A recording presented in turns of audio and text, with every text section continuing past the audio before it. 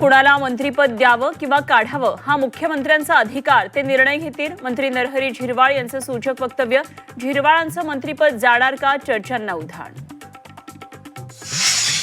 मंत्री नरहरी झिरवाळांवर उपमुख्यमंत्री सुनेत्रा पवार नाराज. मंत्रालय लाचखोरी प्रकरणावरून नाराज असल्याची सूत्रांची माहिती. पक्षाच्या प्रतिमेची काळजी घेण्याची सूचना. आपल्याच मंत्र्यांवर धाड टाकली जाते, एसीबीला नेमकी माहिती कोणी दिली? मंत्रालय लाचखोरी प्रकरणावरून सुप्रिया सुळेंचा सवाल. तर जाणून बुजून कारवाई केली असं वाटत नाही, झिरवाळ यांचं वक्तव्य. पुणे जमीन गैरव्यवहार प्रकरणाचा अहवाल सादर. खारगे समितीच्या अहवालात 2 अधिकाऱ्यांविरोधात कारवाईची शिफारस. पार्थ पवार यांना मात्र अभय. विश्वसनीय सूत्रांची झी24 तासला माहिती.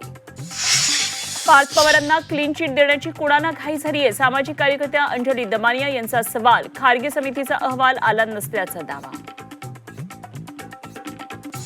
विमान अपघातानंतरच्या आगीमुळे दोन्ही फ्लाईट रेकॉर्डचं प्रचंड नुकसान. रेकॉर्डमधला डेटा मिळवण्यासाठी प्रयत्न सुरू. अजितदादांच्या विमान अपघात तपासाबाबत AIBची माहिती. अजित पवारांवरील आरोपांची फाईल बंद करण्यास अमित शहांचा नकार. विमान अपघातावर शंका उपस्थित करत संजय राऊतांचा दावा. तर ब्लॅक बॉक्स गायब, दाल में कुछ काला. वडेट्टीवारांनाही अपघातावर संशय. अजितदादांचे निर्णय, त्यांची स्वप्न दादांसोबतच गेली. राष्ट्रवादीच्या विलिनीकरणावर खासदार सुप्रिया सुळेंचं वक्तव्य. विलिनीकरणाचं स्वप्न अपूर्ण राहिलं का, चर्चांना उधाण.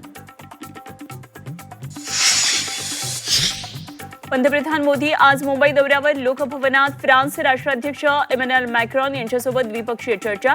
भाजप शिवसेनेकडून शहरभर स्वागताचे बॅनर. मॅक्रॉन यांना स्वीकृत नगरसेवक करायचा आहे का? मुंबईतल्या स्वागताच्या बॅनरबाजीवरून राऊतांचा भाजप शिवसेनेला टोला. सरकार म्हणजे वेड्यांची जत्रा असल्याचा हल्लाबोल.